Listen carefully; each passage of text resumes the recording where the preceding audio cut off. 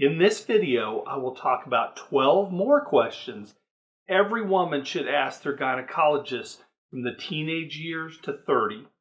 Stay tuned to learn much more.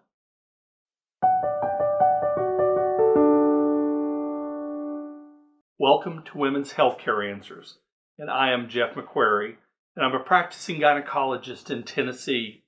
I want to focus on you, especially if your gynecologic problems are dominating your life and you want to take back control.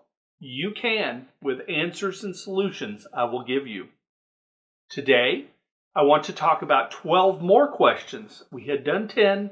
Now we're going to do 12 more that every woman should ask their gynecologist from the teenage years to 30. I know you all have these questions as well. I was unable to get to them in my first video, so let's get started. Number 1, why do I struggle to achieve orgasm or don't orgasm at all? Well, 30% of women struggle with achieving orgasm. It's called anorgasmia, and it's a delayed, infrequent, or absent orgasms, or significantly less intense orgasms after sexual arousal and adequate sexual stimulation. Women who have problems with orgasms and who feel significant distress about those problems may be diagnosed with that syndrome called anorgasmia. Among all women, the frequency and intensity of orgasms vary, but orgasms can be different from one time to the next. The type and amount of stimulation needed to have an orgasm also varies. Factors that may lead to issues with orgasm include relationship or intimacy issues, cultural factors, physical or medical conditions, and medications for depression can cause problems. Treatments can include education about sexual stimulation, sexual enhancement devices, individual or couple therapy, and medications. Number 2, is there anything that can keep my mood and cravings under control during PMS? Well, there can be hormonal changes during premenstrual time that can lead to a lot of cravings and mood changes. Period cravings and hunger are real, and there are legitimate scientific proven reasons why you and a lot of other period-having folks want to eat all the things before your period. What is not normal is being unable to function with depression and hopeless feelings and the anger that you can feel during that time. There are medications for depression that can help if this becomes too severe. But for the minor issues, even taking birth control pills can decrease the severity of these hormonal fluctuations. So please talk to your doctor about options that may actually really help you with these problems on a monthly basis. Number 3, is it okay to remove hair frequently from down below? Pubic hair allows healthy bacteria to keep the bad ones away. So removing pubic hair is not necessary to keep the vulva or vagina clean. Pubic area hair can help protect the skin and prevent chafing as well. Removing the hair doesn't come with any health benefits, and doing nothing to that pubic hair or trimming it is the best and the most appropriate thing to do. But removing them purely for the sake of sex and aesthetics is acceptable. Just understand you may encounter razor burn, inflammation of the hair follicles, spreading of infection, an itchy rash often caused by allergic reactions to hair removal substances, or even ingrown hairs. Please don't feel pressure to shave just because others are doing it. Talk to your doctor about how much is too much. Number 4, what are the odds of getting pregnant during my periods? So having sex during your period will rarely lead to pregnancy, and the chance is almost zero. But each successive day from the first day of your period, your chance does increase because you are getting closer to ovulation. You can get pregnant even 3 to 4 days before you ovulate. I would still recommend that you take birth control to decrease that chance even further. Number 5, Are douches safe to use? So the vaginal discharge that you produce is your normal body douche. And this is your natural self-cleaning system. So using these types of products can actually wipe out all those good bacteria that keep the abnormal bacteria in check. You can actually cause an infection by using a douche because those normal bacteria can no longer protect you from the abnormal ones. There's even some evidence that you are twice as likely to develop ovarian cancer if you douche consistently. So I don't necessarily recommend it, but certainly it's something that you can do if you feel comfortable. Number 6, should I take a genetic test before I get pregnant? So this is certainly a personal decision, certainly based upon your family history of any genetic disorders.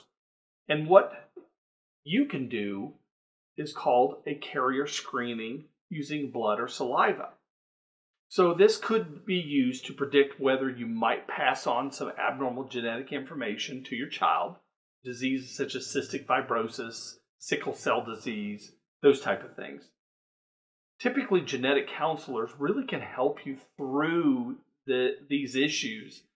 And these are serious situations, and making these kind of decisions for your pregnancy future may need a professional. Number 7, can I get a pap smear if I'm on my period?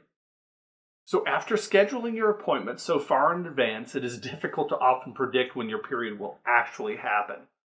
Also, you may be uncomfortable having a pap smear when you're on your period. Technically, blood may alter your pap smear results, but only if the bleeding is really heavy. Certainly, check to see if your doctor is comfortable doing your pap smear during your time of the period. Number 8, can I have sex if I'm pregnant? Well, the answer is yes. Sex during pregnancy is always appropriate unless there are complicating factors, such as things such as premature dilated cervix, placenta previa, which is a very low-lying placenta, or bleeding, and placenta previa can lead to bleeding. Your developing baby is protected by the amniotic fluid in your uterus, as well as by the strong muscles of the uterus itself. So avoid all forms of sex if your partner has an active or recently diagnosed STD. But talk with your doctor if you are having problems with sex during pregnancy or if any complications arise that you don't expect. Number 9, should I be concerned about a bump on my vulva? I know you are conditioned to be alarmed if you find anything down there. So the vulva is the outer vagina. There are normal reasons for this, such as shaving and having an ingrown or infected hair. But it could also be a cyst or a pimple. Certainly other major issues such as genital warts and herpes can be a possibility, but even rarely precancerous or cancerous changes can be there. So certainly have this looked at. If you like the content so far, hit the like button and subscribe so you won't miss any of my new medical videos coming out every week. Number 10, mood swings. Is it PMS or something more serious? Symptoms such as anxiety, bloating, depression, and mood swings are common experiences. About a week before your period, this is a common experience. But the main thing is, if this becomes too extreme and causes you dysfunction, then there are potential medications and other treatments for these type of problems. Number 11. What are my safe sex protection options? Well, the most common is the male using a condom, and that's the best protection option for you. But you are in control, and you should never have sex unless you are protected from STDs at all. It is important to remember the woman has the most vulnerability with the potential for pregnancy and sexually transmitted diseases. You need to protect yourself best you can. Number 12, do I need to get any vaccinations? To reduce the risk of getting various diseases such as STDs, the Center for Disease Control, also known as the CDC, recommends vaccines such as the flu, Tdap, HPV, meningitis, Hep B, and since measles has cropped up recently, you may need a booster using what's called the MMR. If you're pregnant, you will typically get a Tdap. This is a vaccine which is tetanus, diphtheria, and pertussis, which is whooping cough. And typically, you need a tetanus booster every 10 years anyway. A flu vaccine is really recommended in pregnancy as well and is always okay. But the MMR, chickenpox, and HPV vaccines are not recommended in pregnancy. These are just some of the recommendations that your gynecologist would understand, but refer to the CDC recommendations and your own pediatrician or primary care physician for further information on any vaccinations. So this is a series of videos exploring a few of the right questions to ask your gynecologist. I hope you've really enjoyed it because I've enjoyed being here with you. But please comment so I can know what is bothering you and what problems are on your mind. I would love to help you solve your problems at Women's Healthcare Answers. So remember, this video is meant for information purposes only. Please consult your own healthcare provider, but it's okay to reference the information I've given you.